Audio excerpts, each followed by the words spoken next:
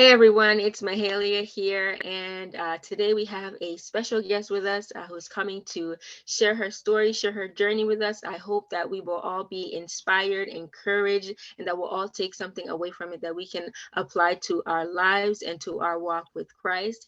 And with us today, we have Brittany. Welcome, Brittany. How are you doing today? I am doing fine. I'm blessed. And Amen. I'm just in here. I'm the presence. I'm present. I'm present. Amen, amen. Thank you so much for joining me today.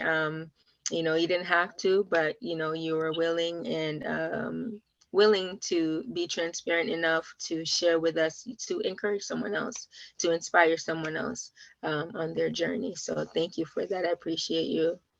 Oh, you're welcome. No, thank you for having me. It was thoughtful of you to ask me, like I told you, when you first even asked me, I thought that was very thoughtful. So thank you. Thank you too. Of course, of course. So tell us a little bit about, your life growing up. Tell us about your background coming up. So my background coming up, well, I know you've heard of the term, maybe you have or maybe not, but it was a term that we talk about a lot of, in the ministry called the orphan. They call it the Mhm. orphan spirit. Yeah. um Even more so the orphan spirit, I kind of grew up with that type of feeling. It's almost close and similar to like the black sheep, what I say. Mhm. So it started with my mom, my biological mom. She passed away when I was 3. Okay. And with my dad, I never knew my dad. So that was the beginning of, the orphan spirit, the feeling of rejection, the feeling of, not needed or not wanted, or, I wouldn't even necessarily say not wanted, but it just didn't start off with the typical mom, dad, family home, should I say. Okay. Um, so I have 3 sisters and I have one brother. We all have the same mom, we all have different dads. Mhm. 2 of my sisters have the same dad, and then the rest of us, including my brother, God bless the dad, he have his own father as well.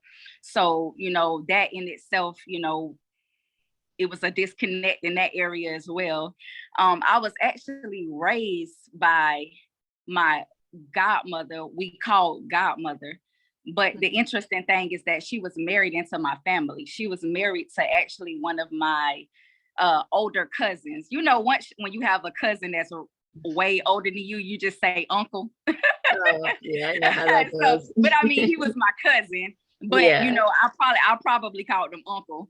Mhm. So she was married into my family. So by her being married into my family, her children were actually my family, like my biological cousins. So Right. she basically took in me and my sisters at the time, before she even took us in, after the death of my mother, as far as I can remember, because I was only 3 years old.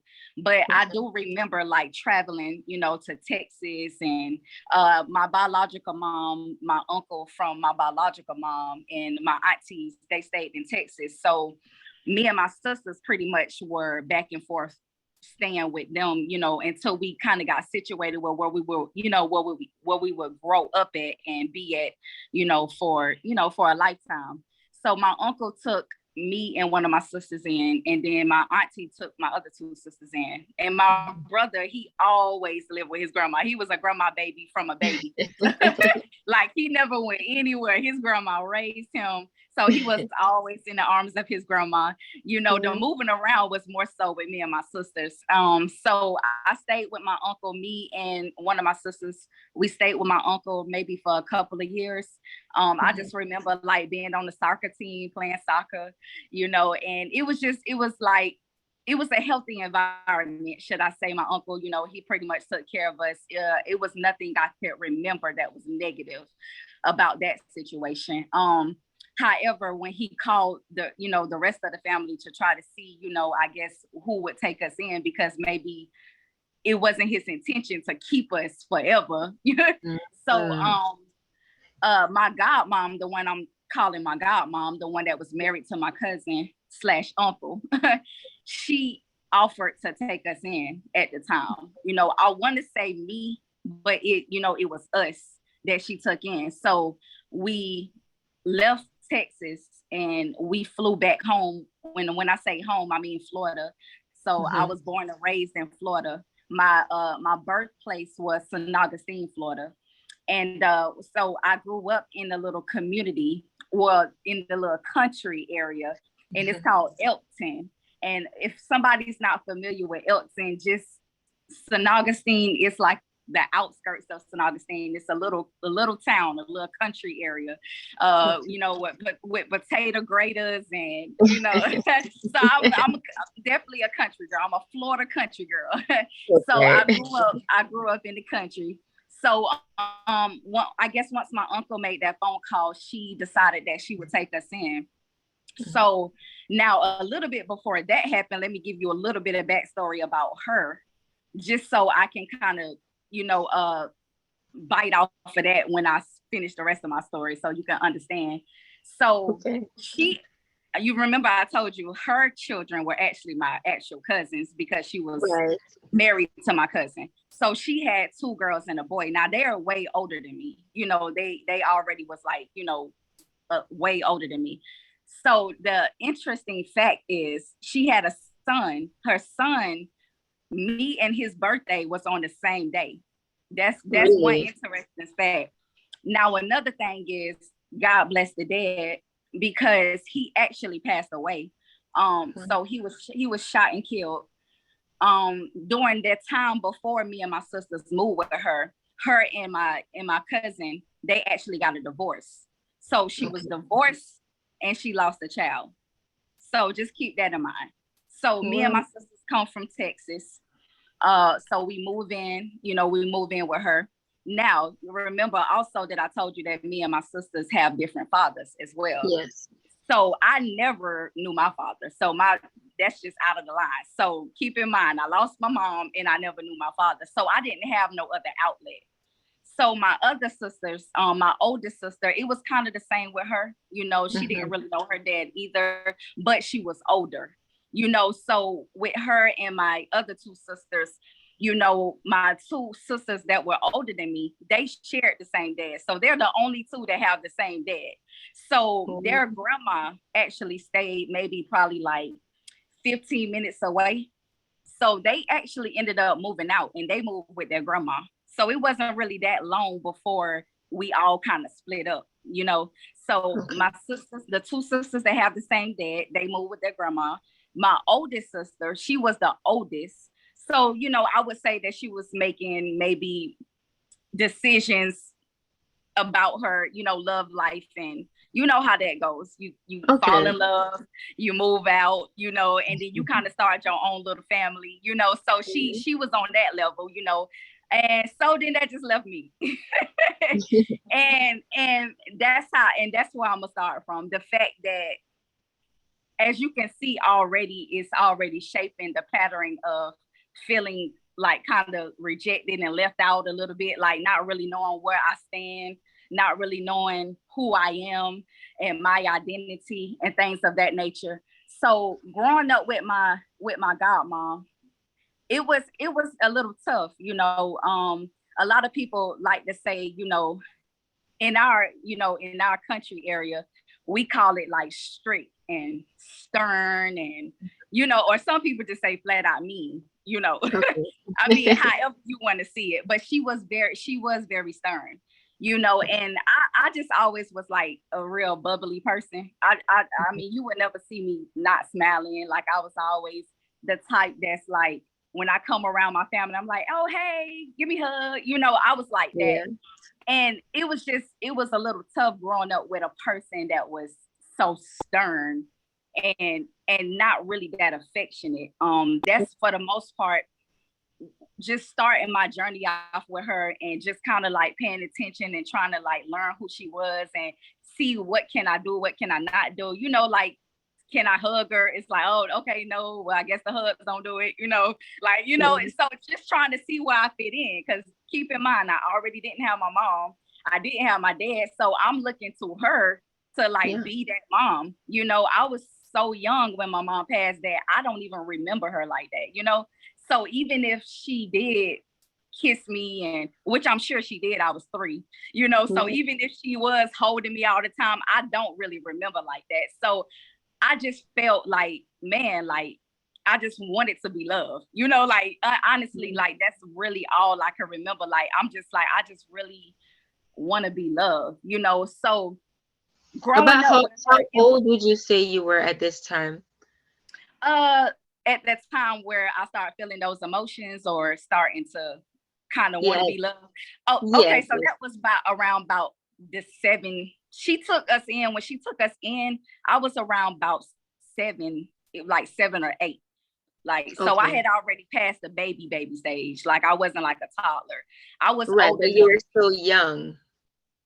Right. Okay. Very much so, very much so, very young and still in need of like that nurture, you know. Right, of And course. so what I will say is we did grow up in church. So I most definitely, church was a foundation for me, which was a blessing. It was a blessing because I grew up on Jesus. Like I grew up on the word. So it was Yeah. never like another religion or I had to fight and try to figure out who, you know, who the real God was. I just Right. thank God for that foundation, because I did grow up in church and I was very active in church too. I Oh, did that's good. everything. I sung in the choir. I was on the usher board.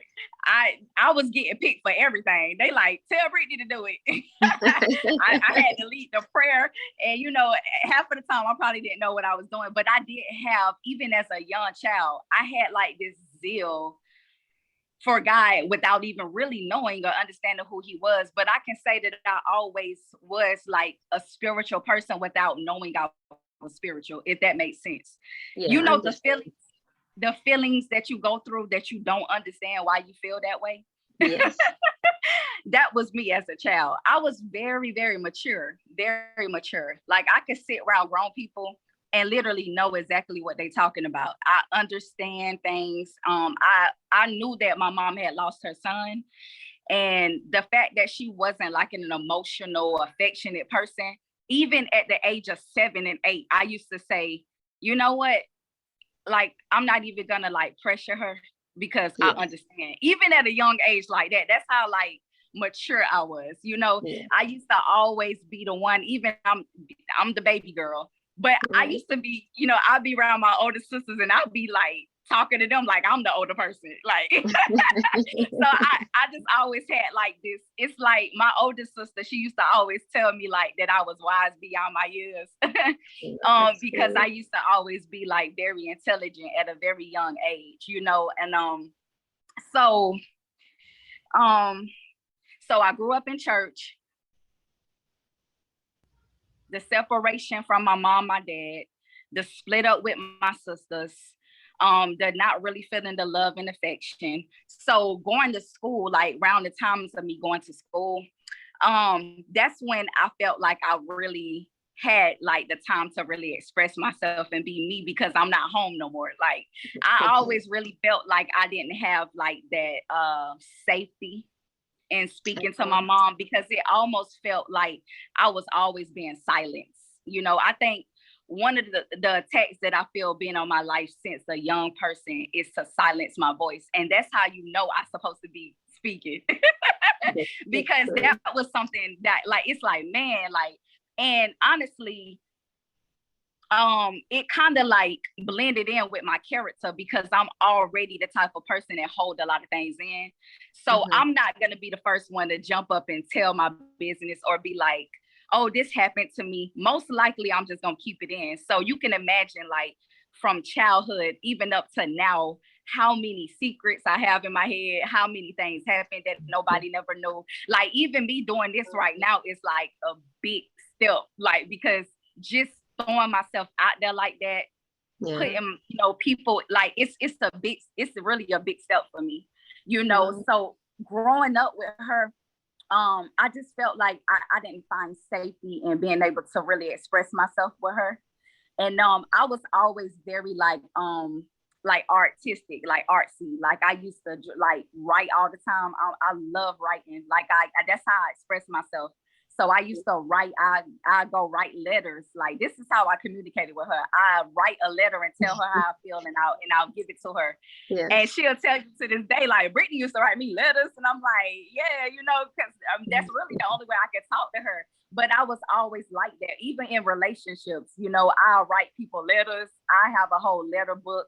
I love to express myself, and I'm very musically inclined as well. So I used to go in my room, I write songs, and I call my sister and be like, I got another one, and I'll be rapping to her, because I rap, and I sang, so God did give me, some, a lot of gifts. And I think that the pressure of the enemy on my life was to, like I said, silence my voice, no matter how it came out, no matter if I'm trying to express myself, if I'm trying to start my music career, if I'm, I was also athletic as well. I absolutely love sports. Basketball was my favorite sport. And I played basketball all the time. You would never see me without basketball. All my cousins and uncles that live down the street from me, as soon as I walk out that door, they be like, there she go. There she goes. She got that ball in her hand. And I feel like if I would have really had like that real strong voice in my corner, like a boxer, when they fight, and they end the second, and they get in that corner, they go, all right, this is what you need to do. Keep your chin up, do this, make the left. If I had that voice in my ear to really push me, who would have known like where I would have been by now? But that wasn't God's plan. That just wasn't God's plan. What I have grown to know is, like, when God takes you through these certain battles and these childhood traumas, that it's always for a purpose, and yes, always for a purpose. And to get back to my childhood, so when I used to go to school, that was like my moment to express myself, and I was always like this real cool person. I didn't hang in groups. I never was a group person. I don't like it. I just don't feel right about it. I'm cool with everybody.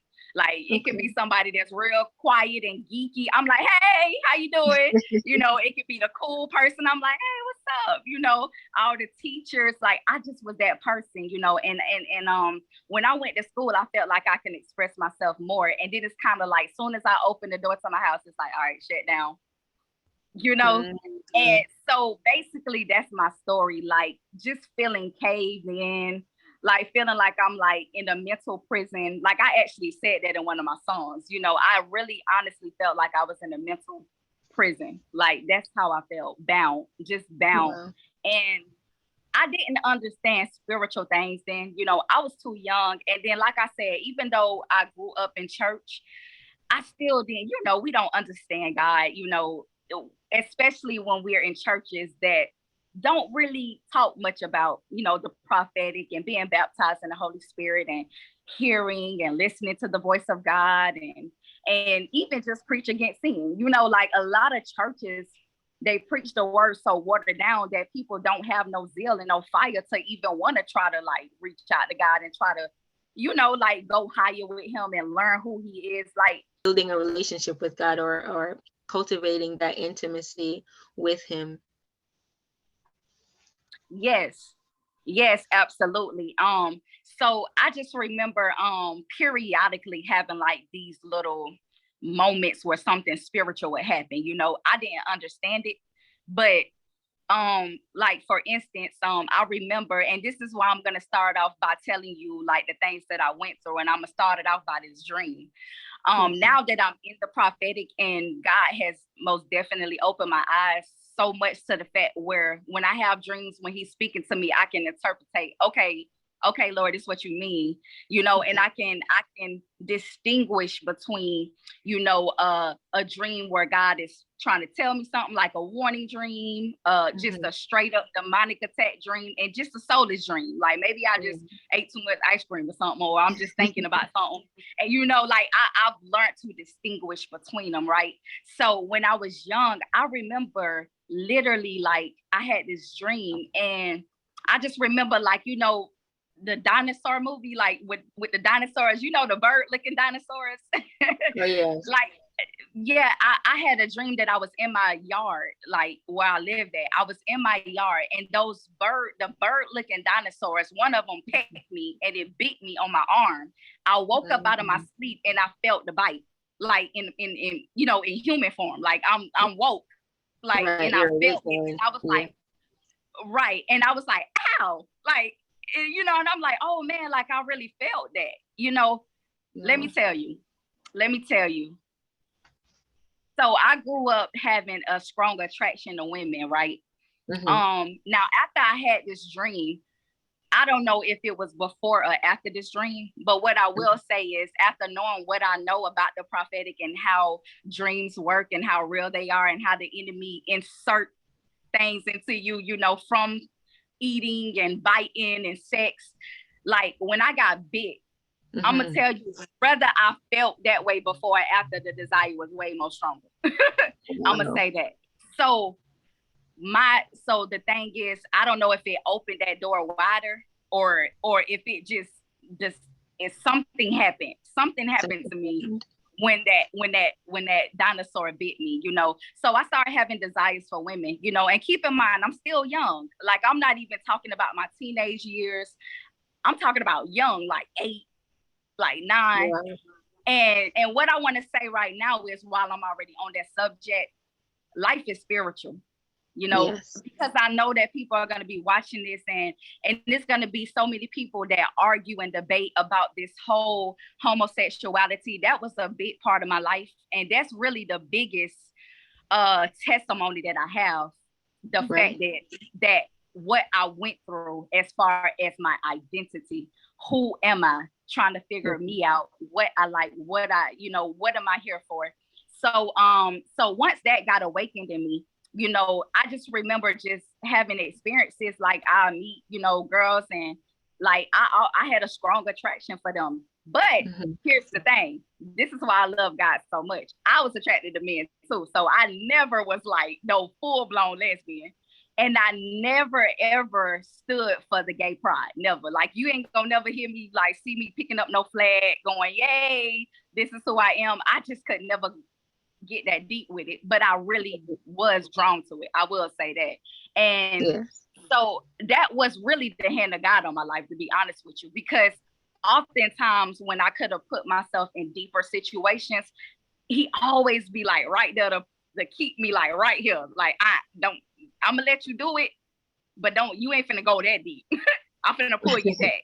And that's with everything. That's with everything. Like it's been moments where my discernment kick in. I can be hanging around a person and literally it's like something tell me like get out the car. Seriously though. And I'll Yes. make up an excuse and I'll be like, can you stop to the store real quick? And I just won't get back in the car.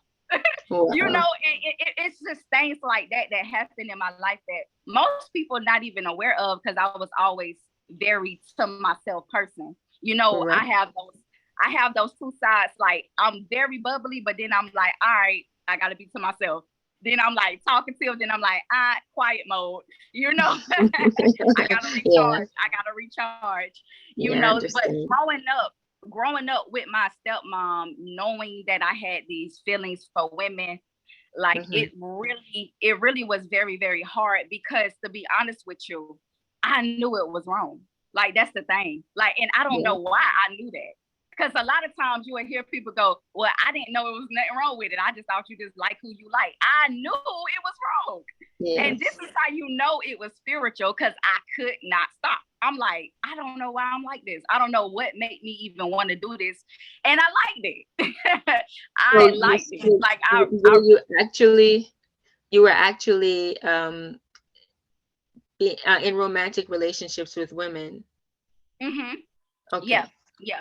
Yeah, I was actually in romantic relationships with women.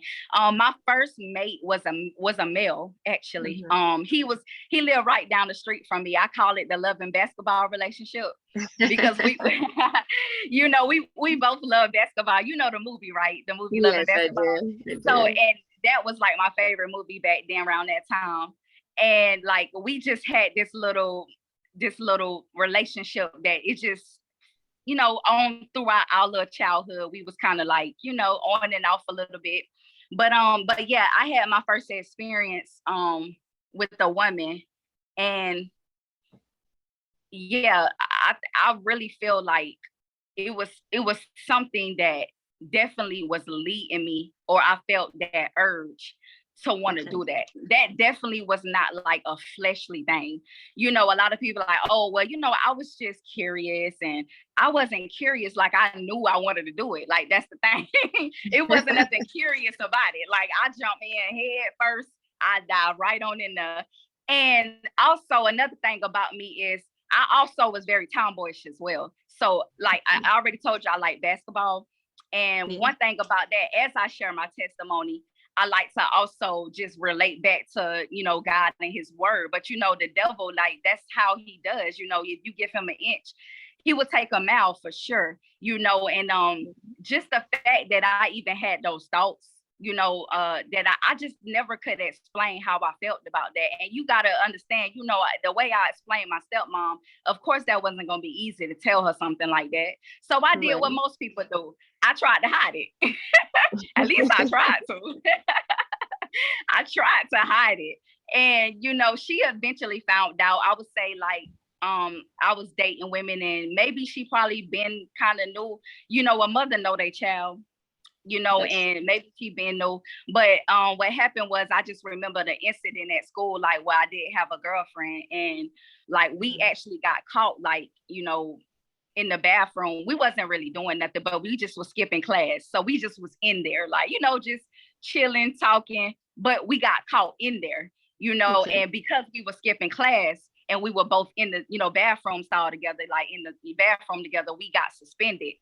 And I Okay. think that was the moment that my mom like really like was like, oh, she really liked this, like she done got suspended. And I was never no bad child, I wasn't disrespectful. Like I wasn't like the type of child that's just out here just doing whatever. I was very super duper sheltered, super duper. Like my mama Yes. didn't play. Like I wasn't finna be the child staying the night with everybody, going to people's houses. I really Right. didn't do nothing, to be honest with you. I went to school, came home. I did after school programs, and I was on the basketball team, but everything was very like wholesome, should I say. Yes.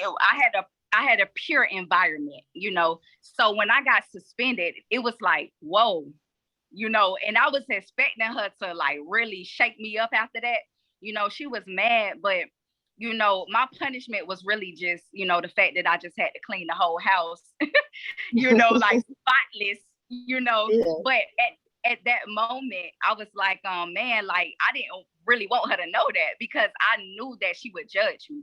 Like I just Mhm. knew like that's not something I felt safe telling her, because when I tried to tell her something, it just went Mhm. so far left. I remember telling her something, and one day I walked past, like I almost walked past her, but I stopped right before I, got past the door, because I heard her talking on the phone. And she was literally telling my business. And at that point, at that moment, I never told her anything else, and So, that hurt me, because I'm like, wow, I don't even know who I can even ever talk to. Cause it's like, I right. don't have my mom, don't have my daddy. I have, my stepmom, but I don't trust her like enough with the most vulnerable parts of me. Like, I feel like I got to be tough around her because she's tough.